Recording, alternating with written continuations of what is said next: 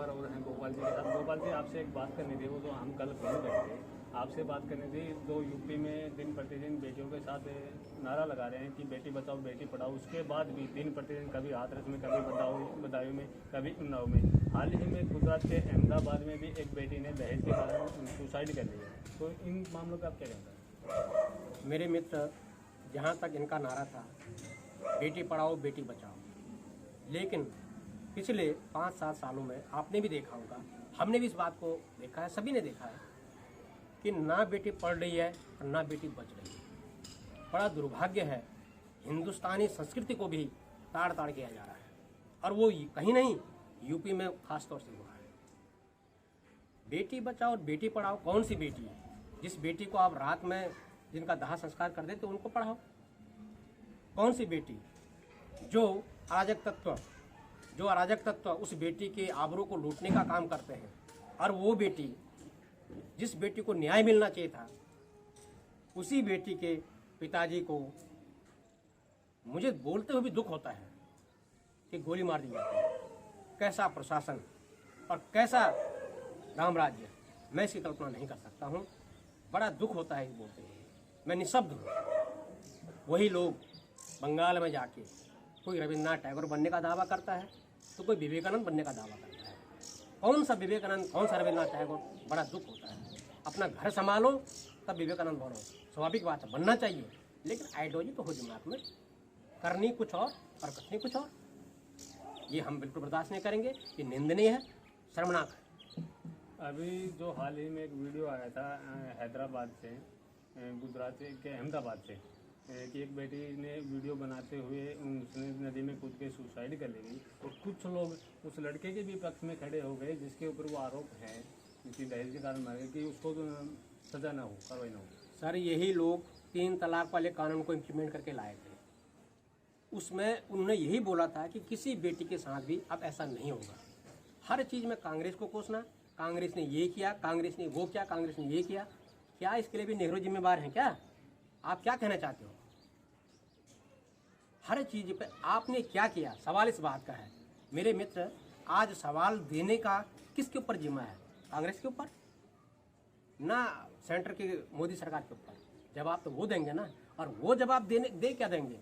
जो सवाल तौर पे कहें कि कांग्रेस ने जो 70 साल में जो देश में कांड किए हैं, हम उनको लिपा पोती, मतलब उसको साफ करने में कुछ टाइम तो लगेगा ना। सर, सबसे पहले तो अटल बिहारी की वाजपेयी की सरकार, फिर चौटाला जी, ये सब वो सब भूल जा रहे हैं। 70 साल हम पे लिपाई पुताई करके 70 साल डाले जाते हैं, लेकिन 70 साल में क्या कुछ नहीं हुआ क्या?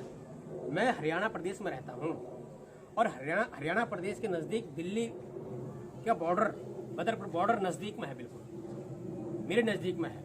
1997 में जो बदरपुर की जो हालातें थी, आप यकीन नहीं करेंगे, सिंगल रूट हुआ करता था, और कोई भी जनमानस ये कल्पना नहीं कर सकता कि बदरपुर का ऐसा विकास होगा, बदरपुर में इतने फ्लाईओवर, बदरपुर का इतना चौड़ीकरण होगा, लेकिन आज हुआ है। ITI, एम्स, आज तो बीजेपी राज में हुआ।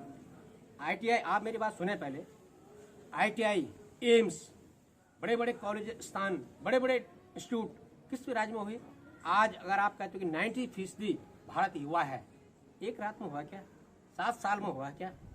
आज हम विश्व गुरु बनने जा रहे हैं क्या? विश्व गुरु बन गए क्या? हम तो जा रहे हैं ना। आपको याद होगा वो टाइम जब भारत एक विभाजन के रूप में हुआ था, हमने आज़ादी की लड़ाई लड़ी, उस टाइम पे भारत पाकिस्तान विभाजन के रूप में हुआ था। उस टाइम की स्थिति क्या थी? अपने देश में सुई तक नहीं बनती थी। आज देश में एक चीज़ आप बता दो जो देश में नहीं बनती हो तो मैं मान जाऊँ, क्या ये मोदी जी के राज में? कांग्रेस के ऊपर एलिगेशन लगाना, कांग्रेस को खत्म करना, ऐसा बोलना, ये इनकी विचारधारा में है। हमारे विचारधारा में किसी को खत्म करना तो है ही नहीं। और एक बात आपको और बता दूं, घर का गार्जियन वो होता है, देश, अगर आप गार्जियन को लेकर चलते हो कि देश एक परिवार है, देश एक, इस शैली में अगर आपकी शैली है, अगर मैं उसमें चलता हूँ, तो गार्जियन के रूप में आज माननीय प्रधानमंत्री मोदी जी हैं। क्या देश में हर कुछ, सब कुछ बंद करना एक गार्जियन का काम है? गार्जियन का मतलब होता है संरक्षक, और संरक्षक का मतलब होता है कि हर तरह से, किसी भी ढंग से परिवार को संरक्षण देना, परिवार की हिफाजत करना, परिवार का भरण पोषण करना। लेकिन आपने तो 2007 के बाद बंद बंद बंद शब्द तो आपकी आइडियोलॉजी बन गई है। अब आपसे एक आखिरी सवाल है, बीजेपी नेता बंगाल में जाके एक बयान देते हैं कि आम पब्लिक बटन ऐसे दबाए कि ममता जो है वो अपनी कुर्सी से उछल जाए। अब यही बात है ना सर, आप कल्पना कर सकते हो, आप ही के थ्रू में इस बात को समझ रहा हूँ। क्या बटन दबाने से कोई आदमी आज उछला है क्या? ये इनके बस कहते हैं ना कि अब जो है ना बहुत वही महंगाई की मार, बस करो मोदी सरकार। जनता त्रहमाम हो चुकी है और इनकी एक बौखलाहट है। अब मरता क्या नहीं करता, कभी उनके भतीजों को फंसाएंगे, ईडी का छापा पड़वाएंगे, सीबीआई का छापा पड़वाएंगे। ये तो इनकी फितरत है, ये विरासत बन चुकी है इनकी।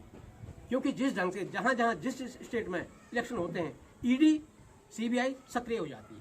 मैं किसी पर आरोप नहीं लगा रहा, लेकिन ऐसा आप भी और मैं भी देख रहे हैं, हम सब देख रहे हैं इस बात को कि ईडी इनकम टैक्स सक्रिय हो जाता है। तो इस चीज को विफलताओं का स्मारक ही कहेंगे।